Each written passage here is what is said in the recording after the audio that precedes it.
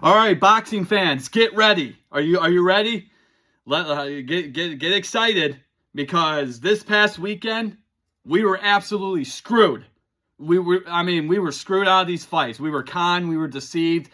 Bunch of snooze fests. Last Friday in New York was a snooze fest. Last Saturday in Riyadh season in Abu Dhabi, we were absolutely conned and deceived. Absolute snooze fests. If you guys watch the fights, I'm praying you did it because I really feel bad for you if you did. But if you're a bonehead like me who did watch these fights, paid $90 on the Zone, by the way, that'll never happen again. But I paid $90 to see these two events, and they were absolute snooze fests. And I was talking to Kamel today when we were training together, and he was saying the same thing. I mean, it's unbelievable. You know, Ryan Garcia, Devin Haney, these are guys who needed to get victories and to show that they belong in the welterweight division, that they belong in this sport. You know, they had to win by knockout. They had to show that, you know, we are the best at this weight class. They didn't do it. It was horrible. But boxing fans all around the world, you know, combat sports fans in general, we were robbed this past weekend of fights. It was absolutely disgusting. Like, I can't believe it. I mean, it quite frankly, it did piss me off.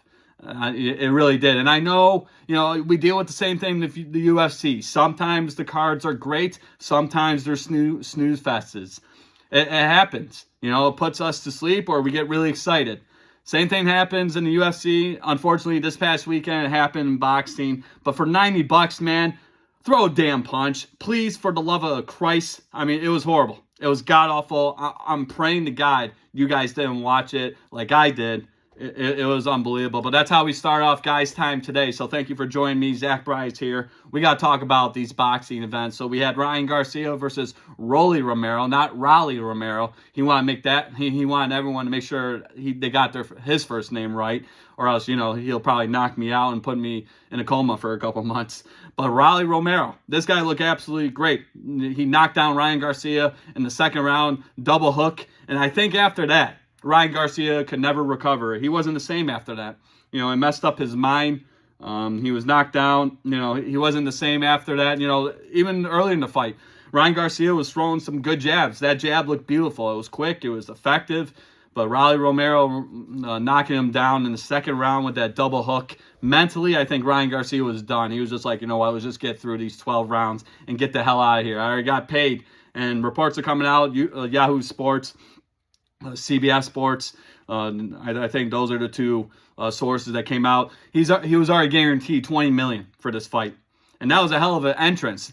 His entrance coming to the ring was more exciting than the fight itself. He came in the Batmobile, you know, New York, iconic, very entertaining. It was awesome. That right there was more entertaining than 12 rounds of him not doing the damn thing, and Rolly Romero Rolly Romero, just piecing him up.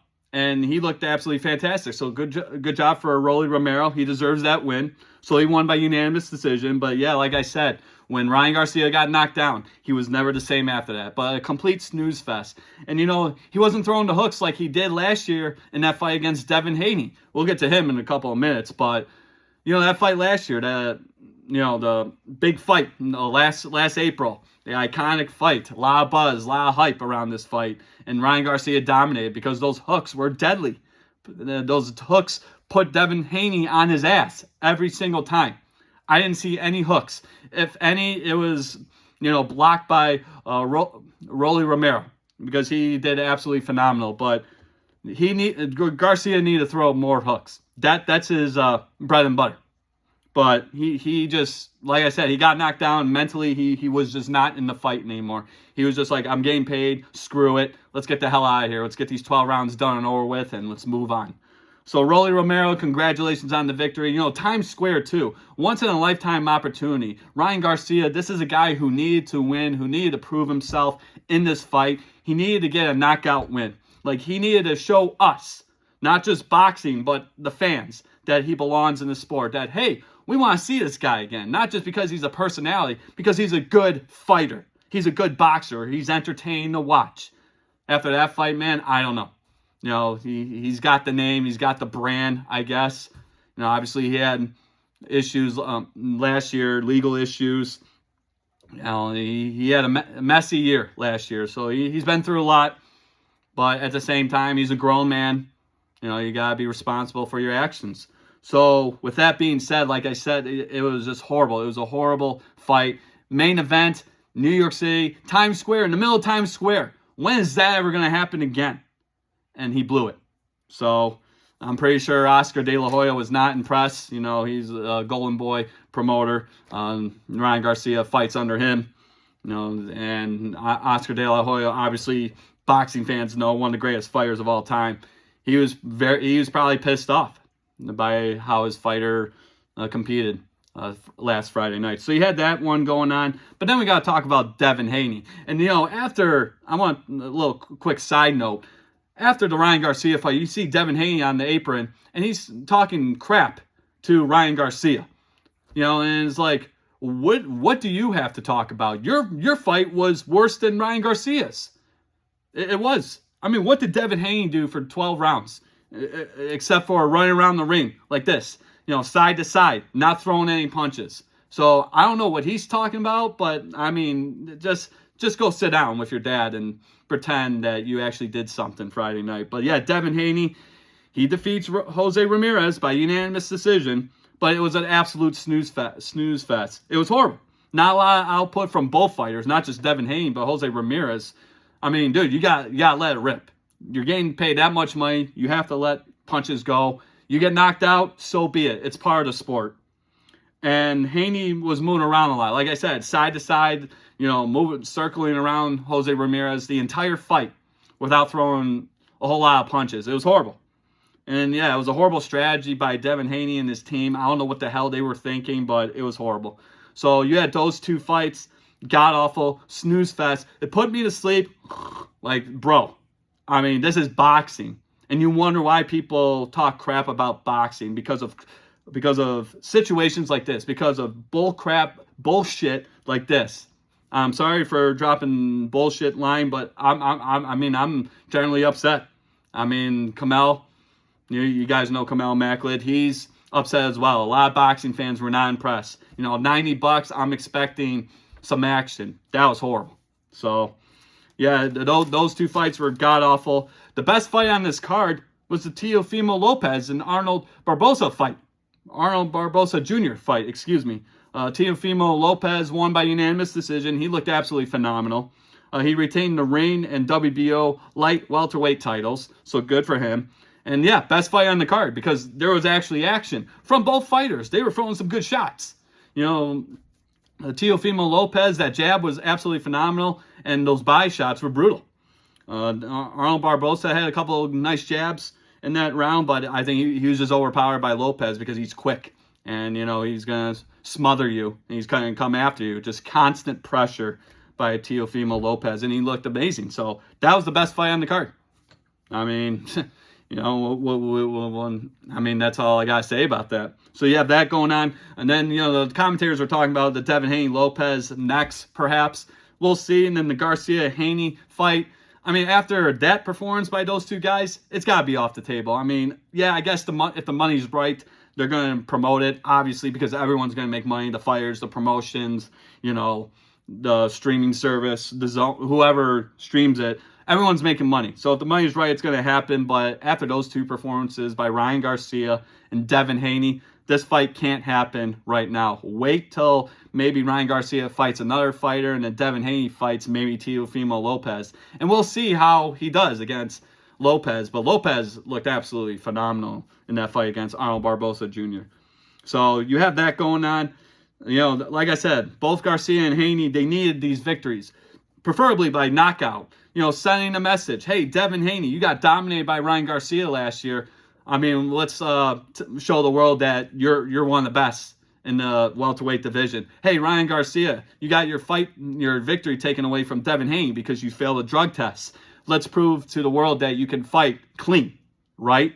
It just didn't happen. It was horrible. Like I said, I feel bad for anyone who watched these fights this past weekend. It was god-awful. And yeah, we're not even to Canelo and William Skull yet. We're getting to that in a couple minutes.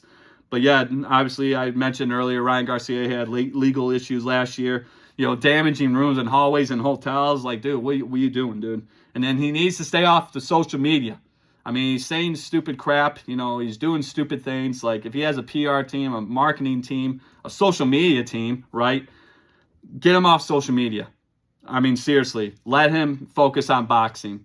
He is a good boxer. He's fun to watch. I mean, with the exception of last Friday, but damn, dude. This guy is, you get so many chances in life, and I really hope he turns it around soon. And then Devin Haney, you got to figure something out, man, because that performance last Friday was god-awful. It was horrible. I mean, a total, complete waste of everyone's time. And that might be harsh, but you know what? We're boxing fans. We're UFC fans. We're combat sports fans. We're paying $90 to watch two great fight cards on paper. Show us something. So that was the Ryan Garcia fight card there, Friday night, Times Square. If you guys watched it, I'm sorry. I really am. I watched it, and it was a total waste of my time. But now we got to hop over to last Saturday's fight card. You had Canelo Alvarez versus William Skull for the undisputed super middleweight titles, and Canelo wins by unanimous decision. I think a lot of people saw this happening, because who the hell was William Skull before he even got on this card with Canelo, right? No one knew who he was. He just had the IBF super middleweight title, but as a result of the defeat, Canelo's officially the undisputed super middleweight champion. So good for him. But another snooze fest. Puts me to sleep. And dude, I was actually sleeping on the couch watching this fight. And yeah, maybe because I was up since 5 o'clock in the morning, because I had to take my parents to the airport because they went to Florida for the week. But that's besides the point. I actually fell asleep during that fight. That fight specifically, Canelo versus William Skull. It was horrible. And then not much output again. Not much action from both fighters. Like William Skull. If you're William Skull and you're going up against Canelo Alvarez, don't be afraid of the name, okay? And maybe that was part of the reason. It was just like too much to handle, right? I mean, you're facing one of the greatest boxers of all time. He's been the face of boxing for over a decade plus, easily. And maybe it was becoming too much for him. I don't know, but he didn't look good. And it's just like, we wanted to see what he can do. So now, since it was a snooze fest and William Skull didn't do much against Canelo, do you think people want to see him fight again? No. And you're only given one opportunity. Some people don't get second chances. Eminem, Cinderella Man, great song, by the way. I heard today when I was training with Kamel. But you got once in a lifetime opportunity to face one of the greatest boxers ever in this sport, and you blew it. So, like I said, and Canelo didn't do much either. Whatever. It is what it is. But this fight, obviously, Canelo wins. He's the undisputed super middleweight champion. It sets up the fight in September 12th, I do believe, in Vegas against Terrence Bud Crawford. A fight that many boxing fans have been waiting for years. So that's a positive, right? But we got to wait till September. It will come because, football season, it'll be right around the corner. And here on the podcast, we'll be talking about football. We'll definitely be talking about this fight between Canelo and Terrence Crawford. So that's, I guess, one positive, good takeaway from this, from last weekend. But I saw this on Yahoo Sports. So that's the Canelo Alvarez-William Skull fight. Had the fewest combined punches thrown, not landed, but thrown, in a 12-round fight in boxing history. Canelo had 152 punches thrown, and William Skull had 293 punches thrown. None of them, not landed. These were just thrown punches. And that's according to Yahoo Sports. So, like I said, total snooze fest. It was a horrible fight. And even Canelo, doing the post-fight interview in the ring, he was very disappointed. He was pissed off. And I would be as well. When you're a champion, when you've been a multiple-time undisputed champion, when you are one of the greatest boxers of all time, and you have to fight a guy who runs away from you, who doesn't bring the heat like you're supposed to in boxing, the competitive drive, the competitiveness is gone. And, Canelo Alvarez, I feel for him, but he didn't do much either, man. He had some great body shots, some hard body shots, looked amazing, but after that, dude, there was so many times Canelo could have knocked this guy out. And he should have. But it didn't happen. So, another snooze fest. It was horrible. $90 wasted, pissed down the drain. God awful. We won't be doing that again. And then you had a couple other fights that were decent, not the greatest. Badu Jack defeated Noel Mikhailian. Noel Mikhailian. He beat him by majority decision. One judge had 114 to 114, and the other two judges had 115 to 113 in favor of Badu Jack. That was a good fight. Not the greatest, but it was good. So yeah, that going on. Jaime Mugina defeated Bruno Saras by unanimous decision. He gets his revenge from last December 2024. Mugina got knocked out by Saras in the 6th round. Huge upset. A lot of buzz going, in that fight. But Jaime Mugina looked great. Bruno Saras, I think there was times where he got tired towards the end of that fight. He wasn't throwing many punches as well. And like I said, he got tired in the later rounds, which allowed Jaime Mugina to come back and throw some nice combinations. And he looked good there. But yeah, he avenges his loss. Jaime Mugina does against Bruno Saras from the December 2024 loss when he got knocked out in the 6th round by Bruno Saras. So decent fight there. But now the best fight on this card was between two heavyweights, two big boys, two big guys, two gigantors. You had Martin Bakole going up against Efe Ajagba. And unfortunately, this fight ended in a majority draw. 96-94 for Ajagba, and then 95-95 from one judge, and then 95-95 from the other judge. So majority draw. We are going to see a rematch. They agreed to it in the ring. This was a great fight. I mean, two guys just throwing bombs, man. And it's just like, damn, dude, how the hell are they still standing? If they hit me with one of those, dude, I'm in the hospital for a month. But this was definitely the best fight on the card. Ajagba looked fantastic in the earlier rounds. He was throwing a lot of good body shots, shots to the head, hooks to the head. He looked great. But then Bakole started to come alive in the later rounds. Like, he saved all that energy for the later rounds, man. He was throwing some nice body shots against the ropes, some hooks to the head. I mean, these guys were just throwing some bombs, dude. It was awesome. Best fight on the card. Two heavyweights, like I said, two big boys, two fat boys, I guess they call them. But you can't use the word fat, right? But two big guys, two heavyweights. I mean, best fight on the card. They looked absolutely phenomenal. Like I said, it ends in the majority draw. So we're going to see a rematch between these guys, Martin Bakole and Efe Ajagba. It was awesome. I mean, like I said, they were throwing some bombs. They were throwing some heavy punches. It was great. It was entertaining. Like I said, best fight on the card. So, boxing fans, like I said earlier in the episode, we were cheated. We were deceived. We were conned. We were screwed out of great boxing fights last weekend. So that's boxing. And then obviously July 19th, we got Alexander Usyk defending the undisputed heavyweight titles against Daniel Dubois in a rematch from a couple years ago. Controversy over the low blow. Was it a low blow? Was it a body shot? Who knows? Usyk came back and knocked out Dubois. So Dubois is trying to get his revenge. We'll see what happens with that. But that's in July. We got a couple months away. And then obviously September 12th, we got Canelo Alvarez, Terrence Bud Crawford, the super fight we've been waiting for. That's in September. So those are some fights to definitely look into and, pay attention to when the time comes. But yeah, boxing this past weekend, disappointment. 2 thumbs down, snooze fest. Like, it was horrible. So that's boxing. But now we got to move on to the Stanley Cup playoffs. The second round started Monday.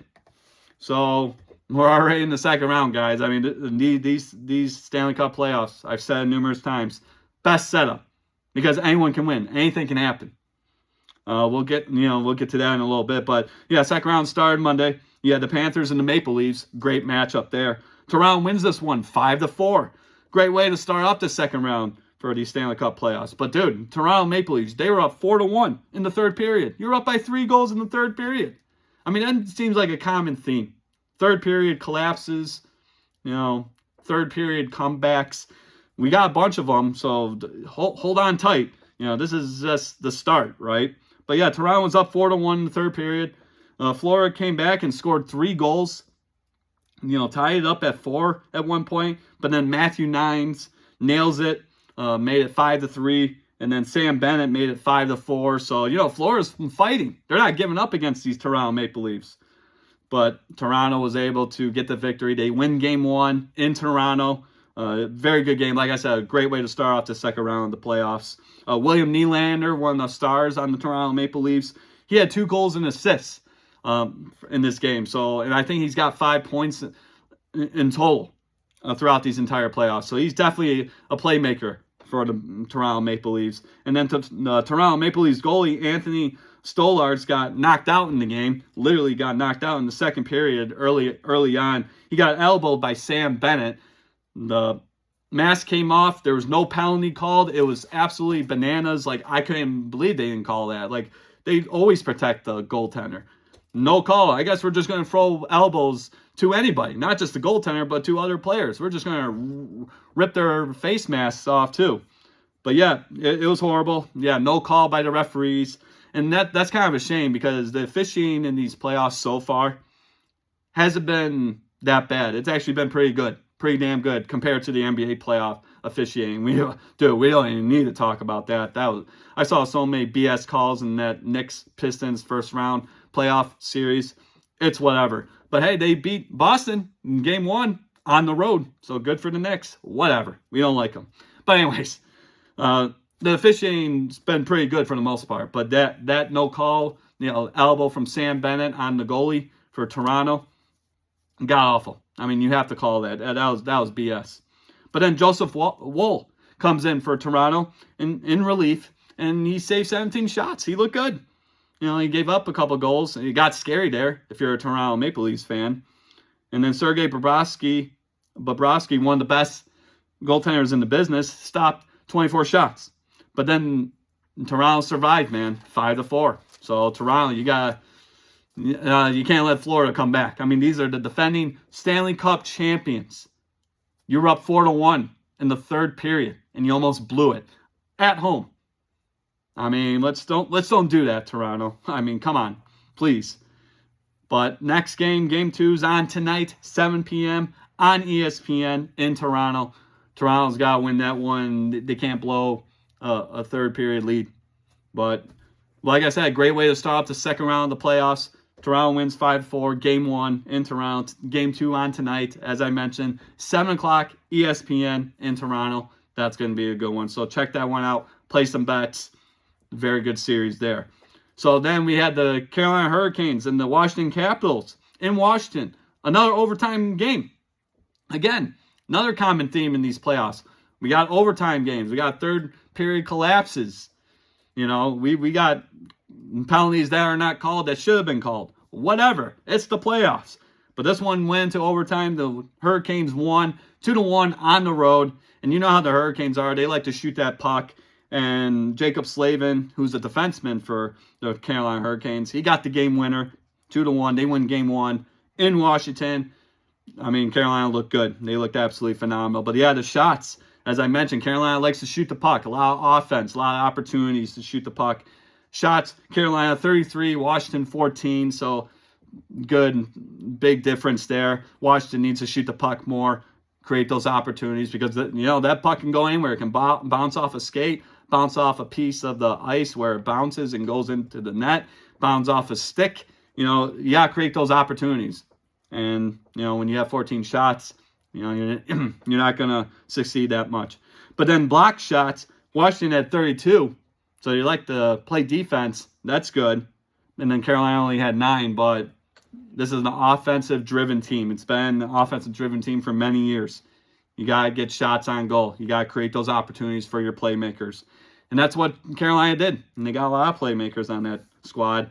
But the next game, tomorrow night, 7 p.m. on ESPN in Washington. So Washington's got to tie the series, go to Carolina this weekend, tied at 1 for this series. But that's good. That's another exciting series. So definitely place some bets on that series between the Hurricanes and the Washington Capitals. That's going to be a good one. So you have that. And then last night's game, the late game, we had the Edmonton Oilers going up against the Vegas Golden Knights. So the Edmonton Oilers win this one 4-2, game 1 in Vegas. So good for them. They were down 2-1 going into the third period. And then most of the period, they were down 2-1. And then, the offense started to pick up. They came alive. Something happened, right? Their coach said something, or guys were just like, hey, we're down 2-1. We got to beat these guys. Or something happened. Someone lit a fire up their ass. Whatever happened. But they ended up winning this game, and it was great. Good for them. But yeah, the Oilers and the Vegas Golden Knights shots 28-17 in favor of the Oilers. So, like I said before, creating those opportunities for your star players. So you had that. And then the hits. You had the Oilers, 33 hits for the Oilers, and then Vegas had 42. So very physical matchup. Lots of hits, lots of aggressiveness. I love seeing it. These are the playoffs. You can't treat this game like a regular season game. You have 7 tries. Game 7s, obviously. You have to win. You have to win at all costs. You have to get these victories, whether you're playing at home or you're playing on the road. You got to be physical. You got to find the back in the net. You got to play defense. Goaltending's got to be top notch. These are the best teams in the NHL, right? That's why they're in the playoffs. Obviously, yeah, hockey 101, crazy, right? But the hits, I love seeing it. 2 aggressive teams. We're probably going to see a lot more. I'm probably going to see some fights because that many hits. Teams are going to get irritated, and the fights might break out. But you got to be disciplined, though. Like I said, these are playoffs, not regular season games. Completely different story. So Vegas, they were up 2-0 early in the game. Mark Stone, the captain, scored both goals for Vegas. Vegas looked good early on, and then all of a sudden the third period happened. Again, another third period collapse committed by the Vegas Golden Knights. Leon Draisaitl, one of the best hockey players in the world. Corey Perry, that guy's still playing. He's damn near 40 years old. Good for him. Connor Brown, and then Zach Hyman sealed the deal for the Edmonton Oilers. But all those guys for Edmonton had goals. Leon Draisaitl is going to get a goal. That guy's a goals machine. He produces goals. He's an assist guy. This guy's amazing. And then Corey Perry, his old ass, is still playing hockey. Good for him. They call him a pest. He's a good hockey player. That's why he's been playing for damn near 20 plus years. Connor Brown got one, and then like I said, Zach Hyman got the game winner, sealed the deal for Edmonton. So good for Edmonton. And we got to talk about the Edmonton Oilers a little bit. A team of adversity, coming back from adversity, it seems like. That's the common theme for this Edmonton Oilers squad. We got to go back to the first round. They were down 2-0 in that series against the Canes. They won that series in 6. And then they were down 2-1 most of the period. In the third period, came back and won 4-2. So they take game 1, and that's their 5th consecutive playoff comeback victory, which is an NHL record. So good for the Oilers. Don't ever count out the Oilers. If they're down by 3 goals, 4 goals, just hold my beer. 1 sec. We'll create some magic. We're going to create some good things. We're going to come back and win this game. Team adversity, man. They're making plays. They're not quitting. There's so many other teams that would just be like, all right, we'll just get ready for game 2. No, they were determined to beat Vegas in Vegas. Game 1 set the tone, and that's exactly what they did because they came together and they played as a team. Crazy concept, right? So Edmonton gets game 1 against Vegas. Next game is tomorrow night, 9:30 p.m. Second game on ESPN. So, yeah, hockey fanatics. We're in for a treat. And this is only the beginning. This is only the second round, which started Monday. So we got a lot more hockey to go. But watch out for that series, too. Very physical, very aggressive. Like I said, we're going to probably see a couple more fights in that series. So that's the Oilers and the Vegas Golden Knights. But now we got to talk about this Game 7 in the first round of the playoffs this past Sunday between the St. Louis Blues and the Winnipeg Jets. Double overtime.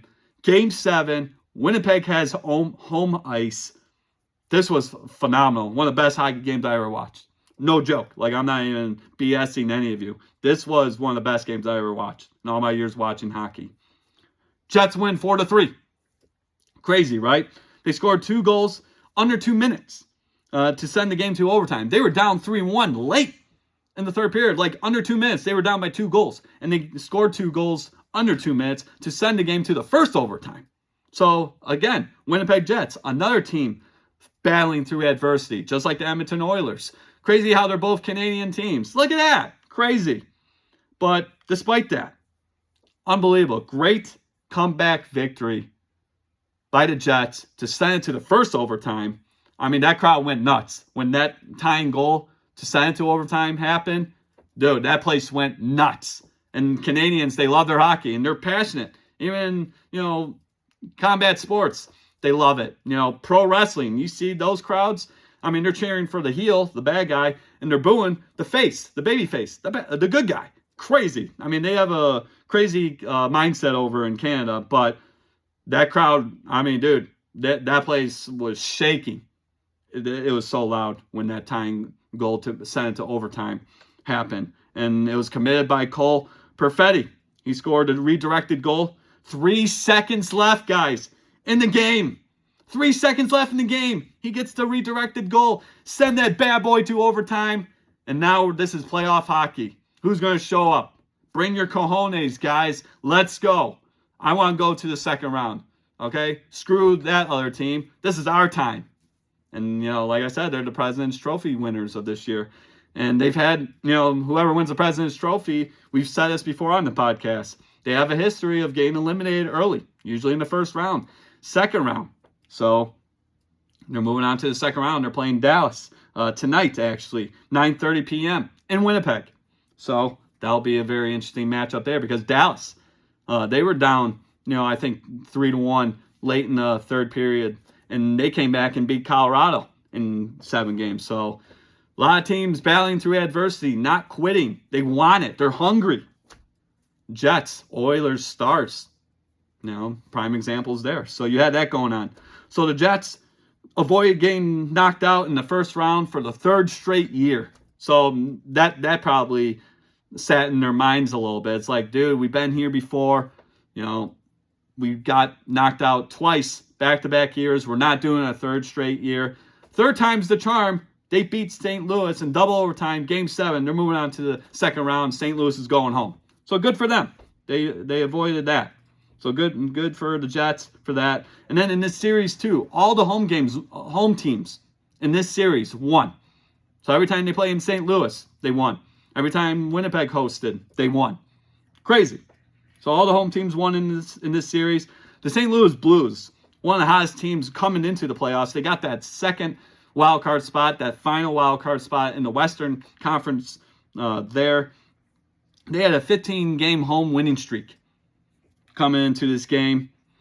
They were dominant, going into the playoffs, obviously. Got enough points. I think we mentioned this before. They won like 12 straight games, and then he lost 3, and then they dominated Utah to end the regular season. But to win 12 straight games that late in hockey to get to the playoffs, good for them. But yeah, 15-game home winning streak for the Jets, or not the Jets, the St. Louis Blues, excuse me. And then the Jets are without Mark Scheifele, one of their top performers, and then their top defenseman, and John Morrissey, got hurt early in the game. So he might be out tonight as well. So we'll see what happens. But then Adam Lowry, been with the team for a while. He got the game winner in double overtime against the St. Louis Blues. Like I said, one of the greatest hockey games I ever watched. Jets win 4-3. You can't write a better script than that. Game 7, double overtime. Winnipeg at home. Winnipeg ties the game with 3 seconds left to send it to the first overtime. Adam Lowry, one of your top guys, gets the game-winning goal. Couldn't ask for a better Game 7. It was fantastic. But with that being said, St. Louis is out, Winnipeg's in, and as I mentioned, they play the Dallas Stars tonight, 9:30 ESPN in Winnipeg. So check that one out, play some bets. That'll be a very interesting series there. So that's hockey. Watch some games tonight, watch some games tomorrow.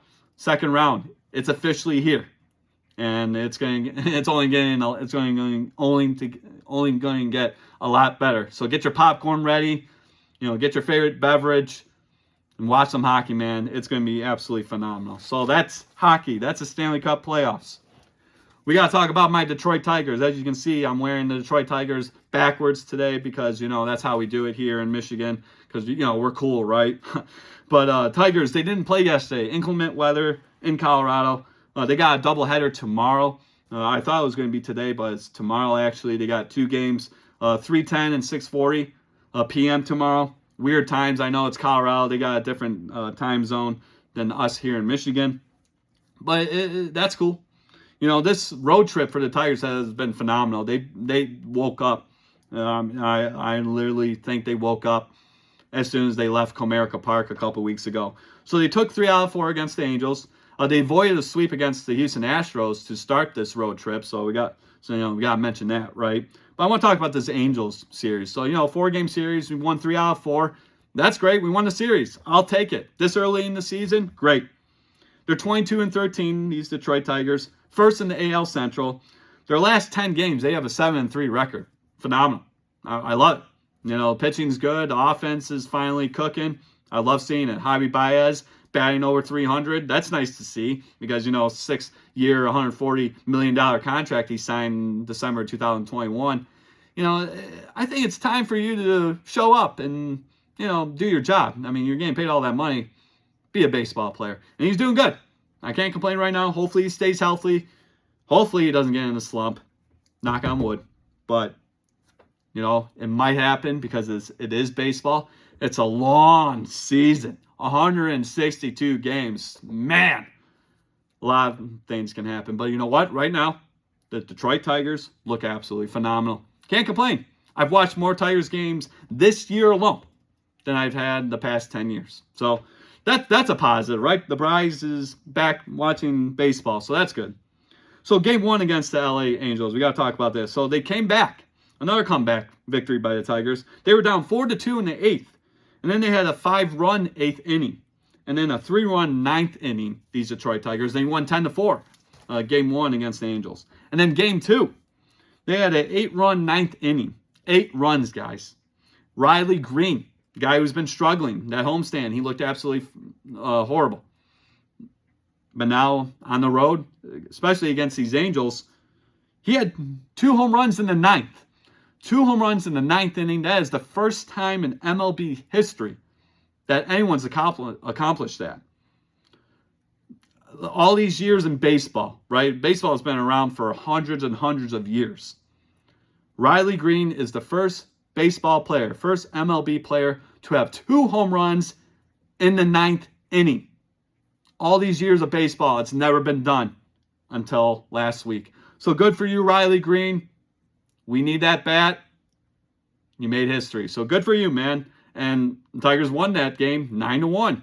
8th run, 9th inning, man. That's crazy. Good for them. And then Sunday's game, because Saturday they lost. Yeah, it wasn't the greatest. It was kind of, whatever. Everyone has an off day. But Sunday, game 4, to wrap up the series against the Angels.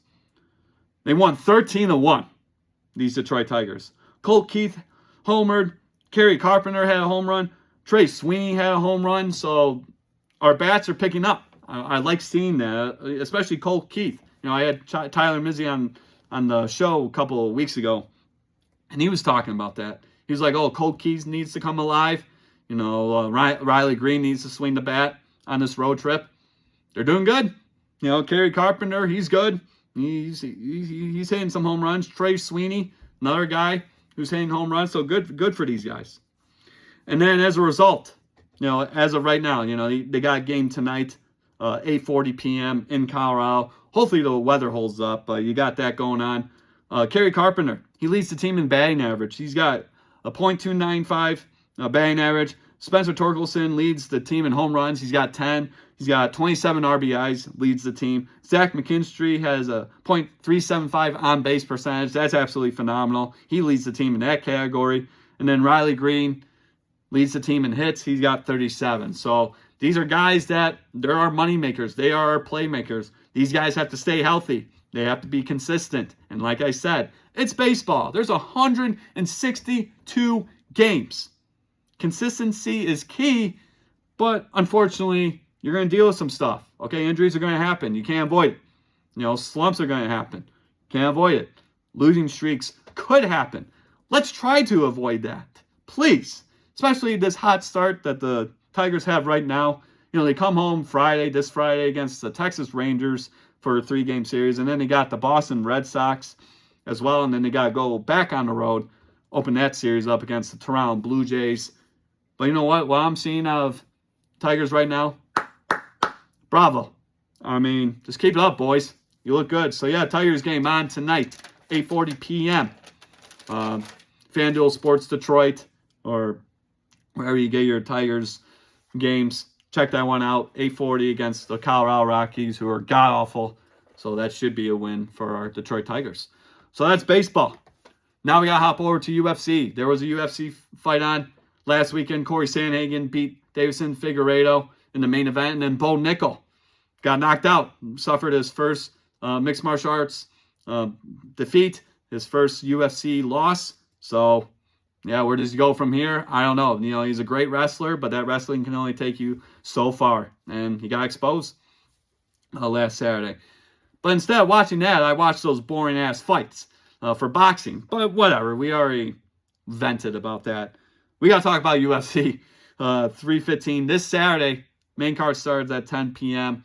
The prelims start at 8, and then the early prelims start at 6. So check that one out. It's in Montreal, Canada. We love Canada. At the Bell Center. So very entertaining crowd. Hopefully this main event, I'm praying to the Lord Jesus Christ. I hope this main event's not a snooze fest. If it is, dude, I'm going to lose it. I'm going to lose it, dude. Dude, I want to see someone get knocked out. I know I sound like a savage when I say that, but bro, after watching those boxing fights last weekend, I got to see some blood. I got to see some action, please, for the love of God. So the main event, Belal Muhammad, the welterweight champion, 170-pound champion. He's defending his title against Jack Della Maddalena. So, interesting fight, right? Belal Muhammad comes in, 24-3 and 0 record, 5-1 by KO, TKO, and then 1-0 by submission. So, he's one of those fighters who takes this to the distance. That might help him in this situation, but he hasn't fought in over a year. I don't like that. You're the champion. You got to stay active. These guys get long breaks when you're the champion. No, dude, you got to defend that title, 4 or 5 months later. I mean, it depends what happens to the fighter, too. If he's got absolutely annihilated, obliterated by another fighter, okay, he gets a few months off. But, dude, if you barely got touched up in the fight, dude, defend that title. Stay active. And that's one of the things I don't like about the UFC. That's just me. But you're the champion. You got to defend that title. You got to come out. So, Belal Muhammad won the championship last July 2024. Unanimous decision win versus Leon Edwards. And I remember that fight. Another snooze fest, right? So, he got that going on. He's on a 10-fight winning streak, so good for him. He had a no contest back in March of 2021 against said Leon Edwards. Eye poke. He couldn't continue. But since then, yeah, he's been on a winning streak. So, good for him. And then some notable names that he's defeated. Belal Muhammad. He's defeated Gilbert Burns, Sean Brady, Vincente Luque, Stephen Wonderboy Thompson. He's a little old, but still top names there. And then his last defeat was against Jeff Neal back in January of 2019. He lost that by unanimous decision. So if I'm Belal Muhammad, I'm coming out swinging. I know it's not going to happen, just knowing the kind of fighter he is. He's very patient. He's a grappler. I mean, it bothers me, man. Like I said, I'm having nightmares from last weekend. I need to see action, dude. I want blood. Like I said, I know I sound like a savage when I say that, but after watching those boxing fights last weekend, I need to see something. But knowing Belal Muhammad and his fighting style, I just hope he comes out and puts on a good fight. Please, can you do that for us? Can you do that for me? Please, you're the champion.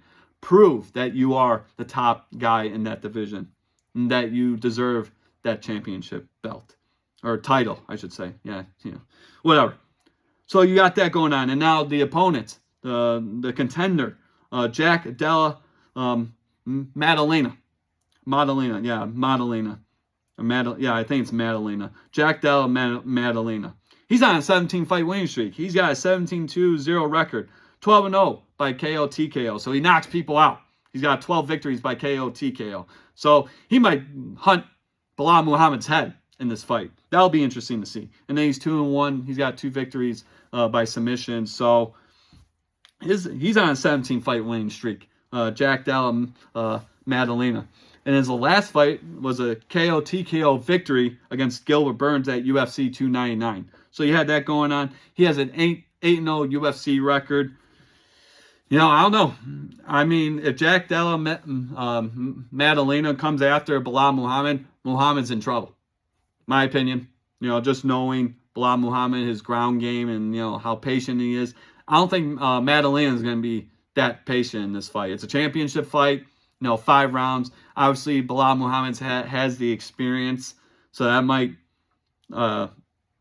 help him out, and it might be a disadvantage for Jack Della Maddalena, but we'll see what happens with that fight. But with this fight, you know what? I'm going to go with Jack Della Maddalena because I want to see blood, and I think he's the only fighter in this fight who's going to give us that, because knowing Belal Muhammad and his fighting style, I don't think he's going to do anything. So I'm going to take Maddalena because I want to see blood. So that's the main event, UFC 315 this Saturday night, 10 p.m. Check it out. Place some bets. The co-main event, another title fight. This is for the UFC Flyweight Championship. This is the co-main event, so another 5-round fight. You got the champion, Valentina Shevchenko. I mean, she's the queen of this division. I mean, she's one of the best fighters of all time. She's going against Manon Fiorot. And that's how you pronounce her name. I wanted to get it right because I know I've butchered names in the past. But yeah, her name is Manon Fiorot. She's French. Great fighter. You know, she's on a winning streak as well. We'll get to that in a little bit. But Valentina Shevchenko, the champion, one of the greatest fighters of all time. 24-4-1 record. 8 victories by KO, TKO. 7 victories by submission. So she can knock you out or make you tap out or make you go to sleep. That's how great of a fighter Valentina Shevchenko is. But she's defending the UFC flyweight, women's flyweight title against Manon Fiorot. Her last fight, Shevchenko's last fight, was against Alexa Grasso September 2024. So last September, it was at UFC 306, Riyadh Season Noche. It was in the Sphere, Las Vegas. It was a great setup there. And, you know, these two had like a trilogy fight. And there might be a 4th fight because Alexa Grasso is actually on this card as well. So if she wins her fight, hopefully she does, maybe we get a 4th fight down the road because I like to see that 4th fight. But she lost her first fight by submission against Grasso back at UFC 285 in March of 2023. And I remember watching that fight and I couldn't believe it. Like Alexa Grasso. Who is this chick? She just tapped out Valentina Shevchenko, one of the most dangerous, one of the most accomplished fighters in the world. An absolute savage. Alexa Grasso just put her to sleep or made her tap out. So you had that. And then their second fight ended with a draw. So very interesting fight. That was in September 2023. And then obviously she beat Grasso last September by unanimous decision to become the new UFC women's flyweight champion. So hopefully we see a 4th fight, but obviously both women, Alexa Grasso and Valentina Shevchenko, need to win their fights. And then we can set up this fight because I would love to see that. But for Shevchenko, experience might be an advantage for her. She will compete in her 12th straight championship fight. So right now she's been in 11 straight championship fights. So 5 rounds, all that cardio, 25 minutes because it's 5-minute rounds. She has the experience, so that's going to be a huge advantage for her. But yeah, this weekend she's going to compete in her 12th straight championship fight. So Valentina Shevchenko, congratulations. That's why you're one of the best. So you had that going on. But then her opponent, the contender, Manon Fiorot. Fiorot. Okay. Manon Fiorot, French woman. 12-1-0 record. 6 victories by KO, TKO. She's on a 12-fight winning streak. Her last fight was back in March of 2024. She beat Erin Blanchfield by unanimous decision. And then some big names that she's defeated on her resume. Thug Rose Namajunas, one of the greatest fighters of all time. Tabitha Ritchie, you know, she's a great fighter as well. It's her first title fight in the UFC, and that might be a disadvantage for her because she's not used to the 5-minute rounds. Like Valentina Shevchenko is. 11 straight title fights, will be 12 this weekend. That's a lot of experience there. So with that, all that being said, I got Valentina Shevchenko retaining the women's flyweight championship. She's going to be the champion when it's all said and done. But that's the co-main event. 2 title fights, Montreal, Canada, Bell Center this Saturday, 10 p.m., UFC 315. Check it out. Should be a decent one. Got a couple other fights. Jose Aldo, he's still in the game. I thought he retired not too long ago, but I guess he's back. He's on the main card. Alexa Grasso, as I mentioned, she's on this card. She's going up against Natalia Silva. Obviously, Grasso needs to bounce back from that defeat last September against Valentina Shevchenko, because I want to see a 4th fight between Grasso and Shevchenko. That would be great. It'd be great for the women's flyweight division. It'd be great for UFC fans. So I'm pulling for Alexa Grasso. Hopefully you win, because you are a good fighter. Benoit Saint Denis is on this card as well. You guys remember he lost to Dustin Poirier, was it a couple years ago? Yeah, or last year. I think it was a couple years ago. So you had that going on. He's on a 2-fight losing streak, so he definitely needs this victory to stay at the top of the lightweight division in terms of the rankings. But we'll see what happens with that. But yeah, that's UFC 315, guys. Check it out this weekend. Like I said, 10 p.m. ESPN Plus. Montreal, Quebec, Canada, Bell Center. It's going to be a good one. And now we got to end this episode of Guys Time today, because you already see it on my shirt. New Way Training Center, New Way Boxing Club. We have another pro fighter making her debut next Saturday, and her name is Sam Marinelli. And she's one of the nicest people I ever met. She's great. I've seen her spar a few times. Her opponent's going to be in real trouble, dude. I'm telling you what. But yeah, another boxer coming from New Way. You got Savannah Tini, you got Anthony Popillo, you got Kamel Macklin, my boy. And then you got Sam Marinelli making her pro debut. So that's 4 fighters coming out of this boxing gym. And like I said, when I started boxing and training back in October of 2023, so damn near 2 years ago, which is insane. But when I started, I just remember my first class. I was just like, this is where I need to be. Now, I'm not exaggerating. The people are amazing. The coaches are great. They teach you so many things about boxing that you wouldn't even think of. But it's a family type atmosphere. Coach Bobby Curtis and his wife, Coach Izzy Curtis, are amazing people. Great business owners. They got a great gym there, right there on Hall Road in Clinton Township, Michigan, for all you Michiganders here. Every other state who's going to listen to this has no idea what the hell I'm talking about. But, Michiganders, New Way Training Center. You want to learn about boxing, any age, kid, teenager, young adult. Or, I'm 28 years old. I'm still boxing. I'm still training, because it's a hell of a workout. Go to New Way. Follow them on Instagram, New Way Training Center. They will definitely hook you up. But yes, another boxer coming out of that gym. Sam Marinelli will compete next Saturday, May 17th, at the Soundboard Theater at the Motor City Casino. 7 p.m. The fights start. The gates open at 6:30. So I think this is a 21 plus event, because it is a casino. So obviously the kids can't go. Unfortunate. But you know what? This is where I saw Anthony Popillo's first fight. First pro fight last June, which that's even crazy, right? Almost a year since his first pro fight, and Anthony Popillo. Anyone who knows that big monster, he's handled his business, and it probably took like 30 seconds. It was crazy, but good for him, and he's 2-0 too. He won his second pro fight not too long ago, last month I do believe. So I saw him compete in his first pro fight there. Great venue, so good for Sam. I know she's going to kill it. Like I said, I've seen her spar many times. She looks absolutely phenomenal. So yeah, shout out to Sam Marinelli. I know you're going to do a great job. Go in there next Saturday night, kick some ass, and handle your business like I know you're going to. So good for her. Congratulations. She deserves it. But yeah, get your tickets now before they sell out. She's on Instagram, Sammy, S-A-M-I, and then her last name, Marinelli, M-A-R-I-N-E-L-L-I. or yeah, excuse me, Marinelli. Sam Marinelli. She's on Instagram. Get your ticket information from her. She will hook you up. I already got my ticket, so I'm going to be there next Saturday.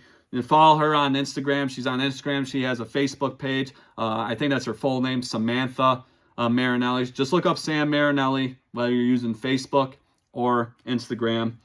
She's on both, so follow her, get your ticket information, and then follow New Way Training Center. Just maybe if you can't reach her, reach out to her. Maybe reach out to New Way. Maybe they can hook you up with tickets. Or maybe if you're interested in boxing, this is the place to go, right here. Bryce is repping it today. So, because I knew we were going to talk about this. I knew I was going to come on here and give a shout out to Sam Marinelli because she's making her pro debut next Saturday night.